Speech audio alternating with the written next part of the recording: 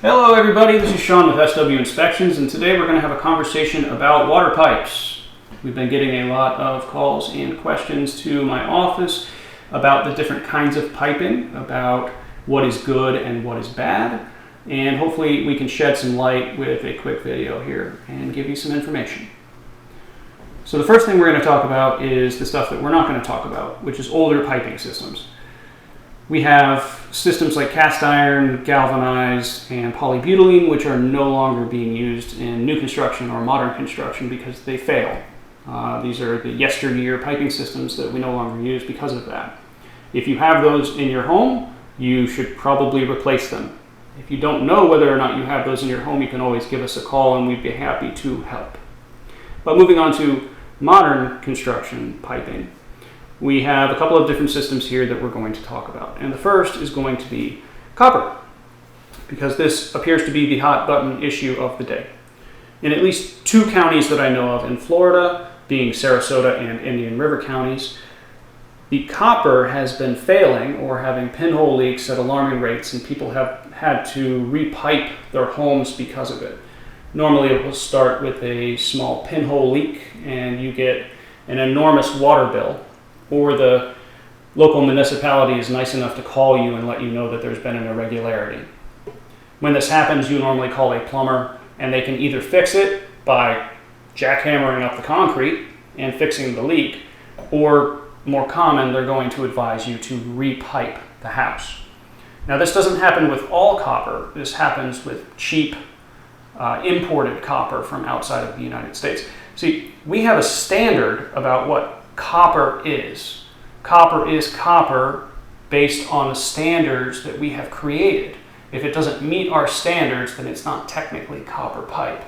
But if you're importing it from, say, China, their standards of what copper is may differ wildly. And those metals that they're using for their copper piping may not agree with the additives that the local water municipality uses to clean and treat the water that comes into our homes. And that is often the reason why people end up with a 10 or 20-year-old house that needs to be repiped, because the copper that they were using was inferior imported copper from a different country. If you're going to use copper pipe, there's nothing wrong with using copper pipe, buy made in America copper pipe. You will thank me later. But moving on from that, copper is a metal, which means that it will expand and contract in the weather. Think of being up north and you have to let your faucet drip in the winter so that you don't get a burst pipe. There's one of the potential downsides. One of the potential upsides to copper is that it is incredibly durable. It doesn't bend. You can hit it with a lawnmower or a weed whacker, or table, or bat. It probably won't break. It is incredibly durable, it's UV resistant, won't get brittle in the sun, and it'll last 50 to 100 years, as long as you have real American-made copper. And it's also hot and cold water rated, so you can have anywhere from room temperature water up to about 200 degree water, and it will not deform or have any problems at all.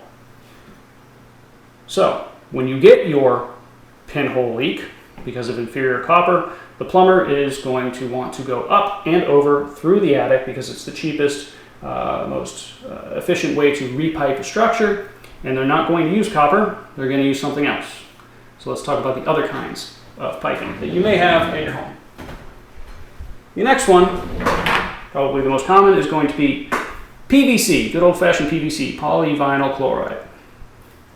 PVC is the white pipe, and you often see it outside coming from the city supply or your well supply into your house and up to your water heater. The reason for that is because it's cheap, it's durable, it's flexible, it's paintable. It is cold water rated only, which means that you cannot use it after the water heater. It is rated for up to about 140 degrees. You really don't want to be using it anywhere close to that. And it will last somewhere around 50 to 100 years if taken care of properly.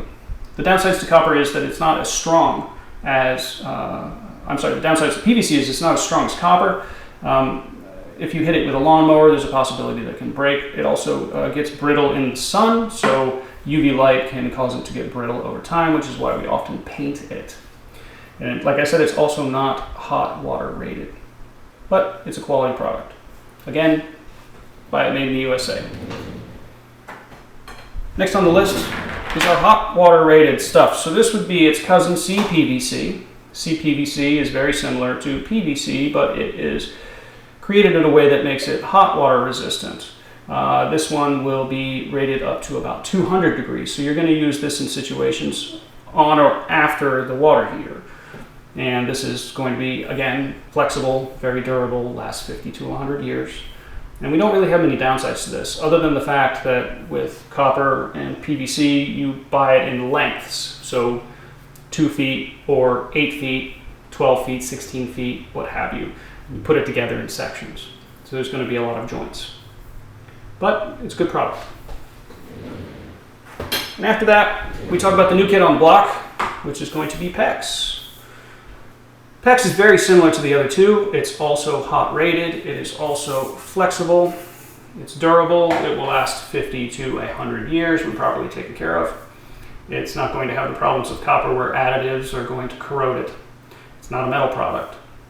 The advantage with PEX, which is why a lot of plumbers are choosing to use this product to repipe houses with copper pinhole leaks, is that it's not limited to a 2-foot or a 4-foot piece like this.